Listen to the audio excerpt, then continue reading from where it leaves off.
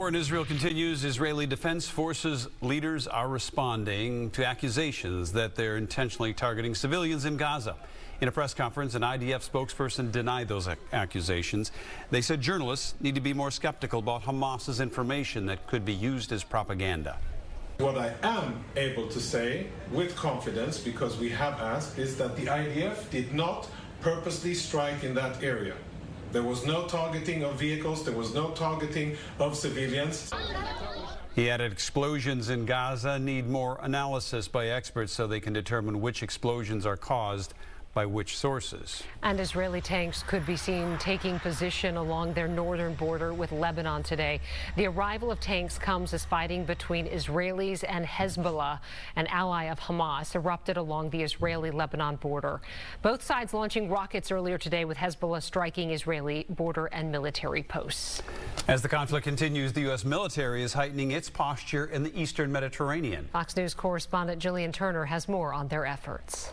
Well, the Pentagon insists they have no plans or intentions to put American boots on the ground inside Israel or Gaza. Secretary of Defense Austin is back in the U.S. from his trip to Israel and discussing the major challenges ahead for the IDF should they go forward with a ground invasion into Gaza. This is an urban environment, and this is probably a three-dimensional battle because, as you know, Hamas has constructed a number of tunnels under the city. And so if they conduct a campaign into the city, a land campaign, they'll have to account for that. They've done this before. They've learned lessons. And so they really have to think this through, and I think they will. The administration's top priorities now are working to free American hostages and preventing this war from becoming a broader regional conflict. We don't want to see any actor, be it a state actor like Iran or another terrorist group like Hezbollah, widening this conflict, opening up additional fronts that will distract the Israeli Defense Forces from their primary fight against Hamas. Last night, Secretary Austin issued a new directive ordering the USS Dwight Eisenhower Carrier Strike Group to begin moving to the eastern Mediterranean as part of our effort to deter hostile actions against Israel or any efforts toward widening this war following Hamas's attack on Israel. Senator Tom Cotton tells Fox News Sunday this is precisely the right message at the right moment to send to Israel's enemies.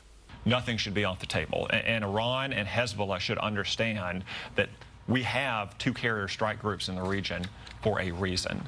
And we are not going to sit by and let Iran and its cat's paws like Hamas and Hezbollah try to destroy Israel as a nation. As of now, 13 Americans remain unaccounted for. On Friday, the White House confirmed that just under a handful of those individuals are being held by Hamas in Gaza. At the Pentagon, Jillian Turner, Fox News. And Minneapolis, one of several U.S. cities that saw large numbers of rallying in support of Palestinian people trying to flee Gaza. Hundreds waving Palestinian flags through the streets of Uptown today. The march started and ended at Bryant Square Park, and it comes 1 week after Hamas militants waged that surprise terrorist attack on Israel.